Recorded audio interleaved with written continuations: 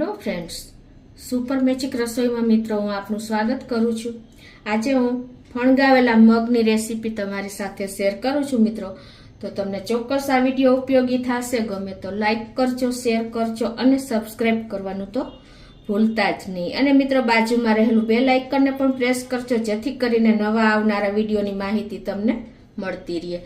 તો મિત્રો આજે હવે આપણે આ ફણગાવેલા મગના પુડલાની રેસીપીમાં તમને ઇન્ગ્રેડિયન્ટ પણ બતાવી દઉં। જેમાં મેં 2 કપ મગ લીધા છે, એને મેં 5 થી 6 કલાક પલાળ્યા હતા અને પછી એને પાણી નિતારીને આપણે કપડામાં કે ડબ્બામાં કોઈ પણમાં તમે ભેજવાળી જ્યાં હવા ન લાગતી હોય ને એવી જગ્યાએ તમારે રાખી દેવાના છે।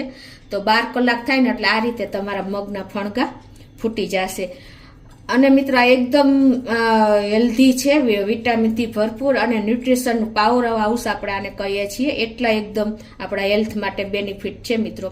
તો આ 2 કપ મગ લીધા છે, 1 કપ ચણાનો લોટ છે, 1/4 કપ આપણે રવો લીધો છે અને અડધો કપ જેવું આપણે દહીં લેશું અને 1 ટેબલ સ્પૂન જેવી આદુ મરચાં અને લસણની પેસ્ટ લીધી છે, ચીલી ફ્લેક્સ છે, સફેદ અને કાળા તલ છે, લીમડો છે, મીઠું છે, પછી હિંગ છે રૂટીન મસાલામાં, ધાણા જીરું છે, હળદર છે અને લાલ મરચું થોડું એવું આપણે લેશું અને તેલ છે મિત્રો। તો હવે બનાવવાનું ચાલુ કરીએ।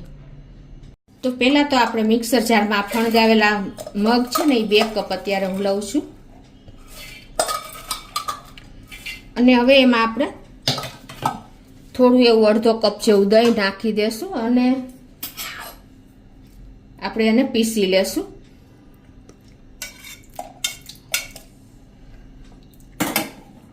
અને એમાં થોડા આપણે લીમડાના પત્તા પણ નાખી દેશું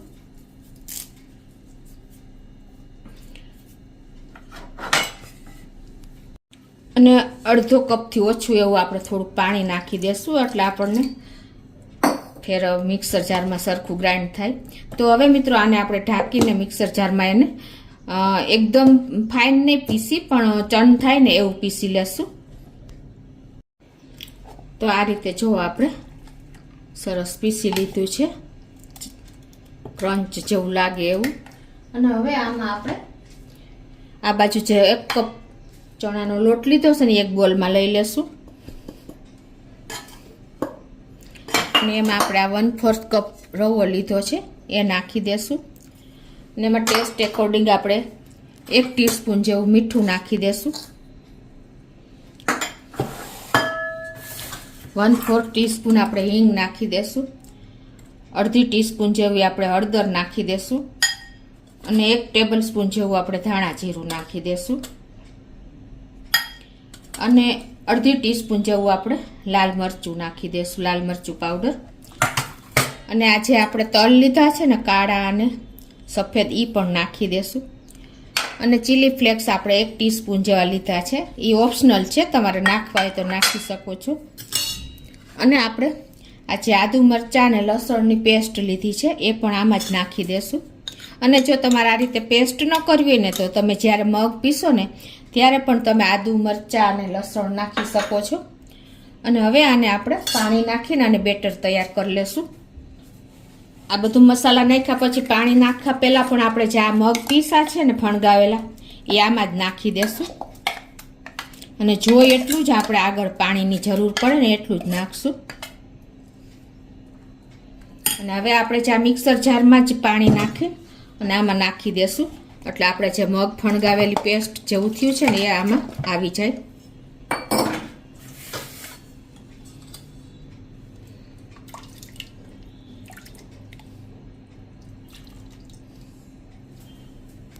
અને હવે આપણે સરસ આ બધું મિક્સ કરી લેશું।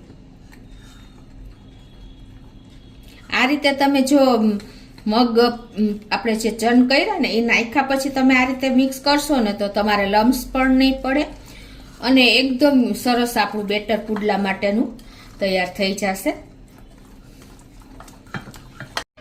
તો જો આપણે બેટરની કન્સિસ્ટન્સી આ ટાઈપની રાખવાની છે, તમને ખ્યાલ આવી જતો હશે પુડલાની કન્સિસ્ટન્સી આપણે કેવી રાખીએ છીએ એ આ રીતે જો। અને હવે આમાં આપણે અડધો કપ જેવા જે ફણગાવેલા મગ છે ને એ પણ ઉપરથી નાખી દેશું એટલે શું થશે કે આપણે એકદમ આપણા પ્રોટીનથી ભરપૂર એવા પુડલા થશે અને લુકમાં પણ સરસ થશે. હવે જો આ સ્ટેજે તમારે છે ને એનો ટેસ્ટ કરી લેવાનો કે કાંઈ પણ મીઠું કે જરૂર હોય ને તો આ સ્ટેજે તમારે મસાલો કે કાંઈ ઓછું લાગે તો નાખી દેવાનું છે. હવે મિત્રો બેટર મેં તમને બતાવી દીધું. હવે આપણે જો આમાં થોડાક 2 નાની મીડિયમ સાઇઝના કાંદા છે ઝીણા સમારેલા એ નાખી દેશું અને થોડી એવી આપણે 2 ટેબલ સ્પૂન જેવી ધાણા ભાજી પણ ઝીણી સમારેલી નાખી દેશું અને હવે આને બધું આપણે સરસ મિક્સ કરી લેશું. તમે ધાણા ભાજીની જગ્યાએ તમે પાલક છે એ પણ નાખી શકો છો. મેથી પણ થોડી ઘણી તમારે નાખવી હોય તો નાખી શકો છો. અને તમે આમાં ગાજર છે, વટાણા છે, તમને ભાવતા કેપ્સિકમ છે એ બધું પણ તમે આમાં મિક્સ કરી શકો છો. હવે આપણું બેટર એકદમ પરફેક્ટ મસાલા સાથે રેડી છે મિત્રો. તો હવે આપણે ગેસ ઓન કરીને આપણે નોનસ્ટિક પેન કે લોઢી તમારી પાસે જે હોય એ મૂકી શકો છો. લોખંડની લોઢીમાં પણ સરસ થાય છે પણ અને આ નોનસ્ટિકમાં પણ સરસ થાય છે, પણ લોખંડની લોઢીમાં તમારે ડિઝાઇન પડશે અને આમાં તમારે ડિઝાઇન નહીં પડે પણ એકદમ સરસ કૂક થઈ જશે. તો હવે આપણે અડધી ટીસ્પૂન જેવું તેલ નાખીને અને લોઢીને આપણે ઓઇલ કરી લેશું અને હવે આપણે જે આ બેટર તૈયાર કર્યું છે ને એને આપણે આ રીતે જેવડો તમારે પુડલો ઉતારવો હોય ને એ પ્રમાણે તમે બેટર નાખી શકો છો અને આ રીતે તમે પુડલાને સ્પ્રેડ કરતું જવાનું અંદરથી બહારની સાઈડ અને તમારાથી જેટલો પતલો થાય એટલો આપણે કરશું.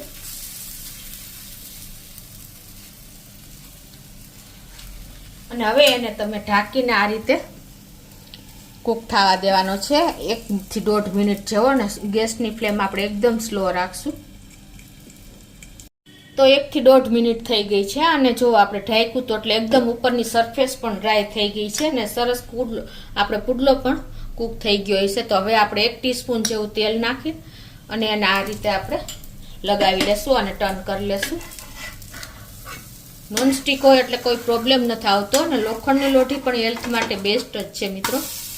તો હવે આને આપણે પાછો ટર્ન કરીને 1 મિનિટ થવા દેશું.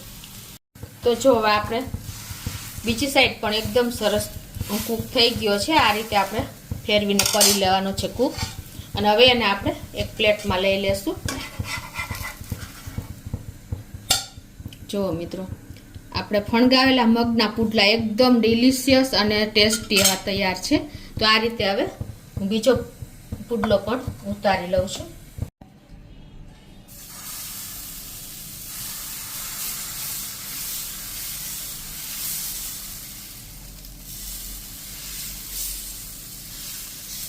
અને આને પણ આપણે હવે કૂક કરી લેશું. ને આ રીતે હવે હું બધા પુડલા તૈયાર કરી લઉં છું.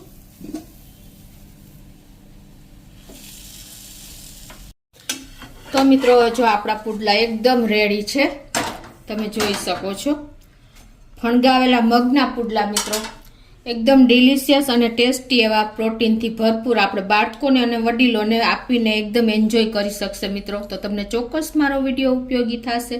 તમે આને સોસ, ચટણી એની સાથે લઈ શકો છો મિત્રો. તો તમને વિડીયો ઉપયોગી થશે. ગમે તો લાઈક કરજો, શેર કરજો અને સબસ્ક્રાઈબ કરવાનું તો ભૂલતા જ નહીં.